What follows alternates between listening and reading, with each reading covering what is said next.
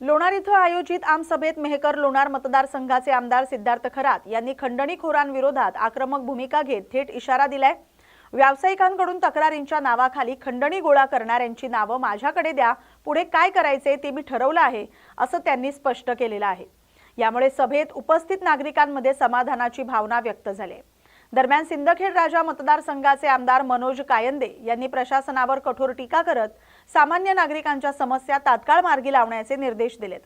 यावेळी वझर आघाव येथील सरपंच संतोष साळवे यांनी कासारी येवती पुलाच्या समस्येवर प्रश्न उपस्थित केलाय, परंतु अधिकाऱ्यांकडून समाधानकारक उत्तर मिळालेलं नाही।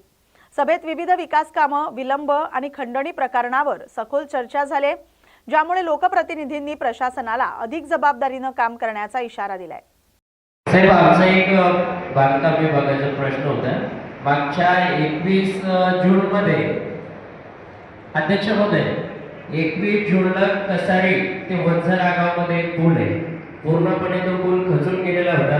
लोणार आणि वंझरची जाण्या येण्याचा प्रश्न बंद झालेला होता आणि येवतीला शाळेतले बरेचसे विद्यार्थी आहे, शाळा पण एक आठवडा बंद होती। बांधकाम विभागाने आतापर्यंत त्याच्यावर कोणती बांधकाम विभागाने असं सांगितलं होतं तिथे एक वाल घ्यावा लागेल आणि वाल घेऊन तिथून पाणी काढून द्यावं लागेल। आतापर्यंत झालेलं नाही, दुसराही पावसाळा आलेला आहे। एकदा बांधकाम विभागाला आपण सूचना देण्यात यावी। आणि दुसरा प्रश्न असा आहे साहेब, सरदार वल्लभभाई पटेल हायस्कूल येवती इथे ह्या पुलाची रुंदी सर्व सरपंच, सर्व विभागाचे अधिकारी कर्मचारी, पंचायत समितीचे सर्व अधिकारी कर्मचारी, खरं तर दरवर्षी आपण लोकांच्या समस्या सुटल्या पाहिजे आणि कशा पद्धतीचं पुढच्या वर्षाचं नियोजन करायचं याकरता हा सर्व कार्यक्रम त्या ठिकाणी घेत असतो आणि समस्या त्या ठिकाणी सोडवण्याचा प्रामाणिक प्रयत्न सातत्यानं लोकप्रतिनिधी असतील, अधिकारी असतील ते करत असतात। परंतु आपातत काही अधिकारी असतात, काही कर्मचारी असतात की त्यांच्याकडून कळत ना कळत असं शब्द वापरतो आता की सर्वसामान्य जनतेला त्या ठिकाणी त्रास देण्याचं काम, त्रास होण्याचं काम त्या ठिकाणी होतं। तर निश्चित सर्व अधिकारी कर्मचाऱ्यांना माझं कळकळीची विनंती आहे की यानंतर कोणत्याही सर्वसामान्य नागरिकांकडून तुमच्याबद्दल जर तक्रार त्या ठिकाणी अशा पद्धतीची आली, कारण आम्ही लोकप्रतिनिधी आहोत, आम्ही किती संयमतेनं त्यांना त्या ठिकाणी बोलतो, हँडल करतो, तशा पद्धतीचं तुम्हाला काय अडचण नाही। आम्ही तर म्हणजे सेवा करण्यासाठी या ठिकाणी बसलो, तर तुम्ही सेवा करता, पगार घेऊन करता, फ्रीमध्ये आपण कोणीच काही करत नाही। त्यामुळे सर्व अधिकारी कर्मचाऱ्यांनी गांभीर्याने त्या ठिकाणी घेतलं पाहिजे।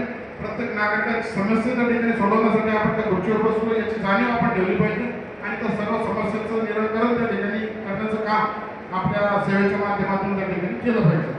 निश्चित अशा तक्रारी येत असतात, जात असतात आणि आपण तक्रारी सोडवत असताना त्या सुद्धाही आणि दररोज तक्रारी नवीन नवीन निर्माण त्या ठिकाणी होत असतात। त्यामुळं या तक्रारी कधी संपतील हा एक मोठा प्रश्न आहे, परंतु निश्चित मागच्या गेल्या वर्षीच्या आमसभेपेक्षा ही आमसभा तुम्ही चांगली आहे, त्याबद्दल आमदार अभिनंदन, सर्व अभिनंदन या ठिकाणी करतो आणि परत एकदा सर्वांचा आभार या ठिकाणी मानून थांबतो।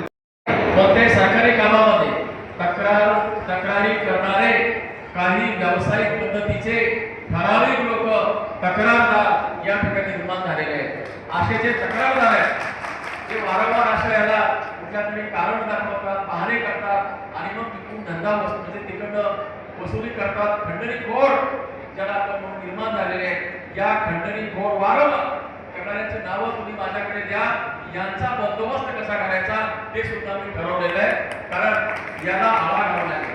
विकास हा काही एकाच बाबतीत चालत नाही, विकासाला आपल्याला सहकार्य करावं लागतं आणि प्रत्येक गोष्टीमध्ये काळं गेलंच आहे। आपला चष्मा वेगळ्या पद्धतीनं पाहायचा आणि जो काम करत असेल त्याला आडवायचं धोरण बरोबर नाही, ही गोष्ट खरीच आहे। जो कोणी मुरुम, रेती किंवा व्यक्ती गोष्टी टाकत नाही, त्याच्यामध्ये शॉर्टकट मारत असेल, अशा माणसालाही आपण पोलिसात घालू, त्यालाही आपण सोडणार नाही। पण केवळ कॉन्ट्रॅक्टरला आपण याला धरा आणि याच्याकडनं खंडणी वसूल करा, असे जे खंडणीखोर लोक तक्रारदार माझ्या लक्षात येत आहेत। त्यामुळे अधिकारी पण हैराण आहे। अशा खंडणीखोरांची यादी तुम्ही तहसीलदार साहेब तयार करा, यांचं काय करायचं ते ठरवलेलं आहे। हे यापुढं हा जो बाजार आहे तो आपल्याला थांबवायचा आहे आणि म्हणून या आमदार साहेबांनी सूचना केल्या, या ठिकाणी त्यांचं पालन करा. ज्या अधिकाऱ्यांनी या ठिकाणी तक्रारदाराला सांगितलंय त्याचं काटेकोर पालन करा, ध्यानानं काम करा. आपण सगळेजण व्यवस्थित काम करा अशी आशा व्यक्त करतो.